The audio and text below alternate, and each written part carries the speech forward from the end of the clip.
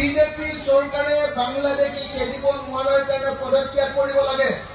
কাৰণ নৰেন্দ্ৰ মোদীৰ প্ৰথমটো প্ৰতিশ্ৰুতি অসমীয়া মানুহৰ প্ৰতি আছিলে যে অসমখন তেওঁলোকে বিদেশী মুক্ত কৰিব। বিদেশী মুক্ত কৰিবৰ কাৰণে সুপ্ৰিম কোৰ্টে অৰ্ডাৰ দি এখন এনআৰচি বনালে। প্ৰত্যেকজন অসমীয়া, এতিয়া হিন্দু হওক মুছলমান হওক, বহুত কষ্ট কৰি এনআৰচিৰ কাৰণে কাগজ জমা দিলে।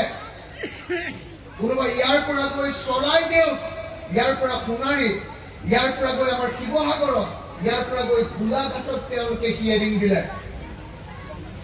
ইয়াৰ মুছলমান মানুহ অফিচাৰ থাকে, ইয়াত মুছলমান মানুহ আছে, মুছলমান মানুহে এনেই নামটো ভৰাই দিব মুছলমানৰ বুলি কৈ ইয়াৰ পৰা মানুহ নি একদম শিৱসাগৰ বা যোৰহাট বা গোলাঘাট পোৱাই দিলে, গণ্ডগোল যাতে নহয়। তাৰ পাছত এখন এনআৰচি ওলালে। এনআৰচিখনত ক'লে যে অসমত 19 লাখ বিদেশী আছে, কিন্তু তাৰে 12 লাখ হিন্দু বেংগলী মানুহ। তেতিয়া বিজেপিয়ে ক'লে এইখন এনআৰচি ভুৱা এনআৰচি, এইখন বেয়া এনআৰচি, এইখন আমি গ্ৰহণ নকৰোঁ। জানেন নাই কথাটো কি হ'ল? জানে নে নহয় চবে? 19 লাখ বিদেশী ওলালে।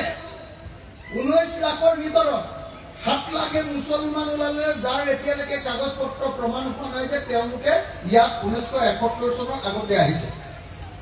কিন্তু 12 লাখ, 7 লাখতকৈ 5 লাখ বেছি মানুহৰ নাম হিন্দু মানুহৰ নাম সোমাই গ'ল, য'ত হিন্দু মানুহেও প্ৰমাণ কৰিব নোৱাৰিলে যে তেওঁলোকে 1971 চনৰ আগত আহিছে।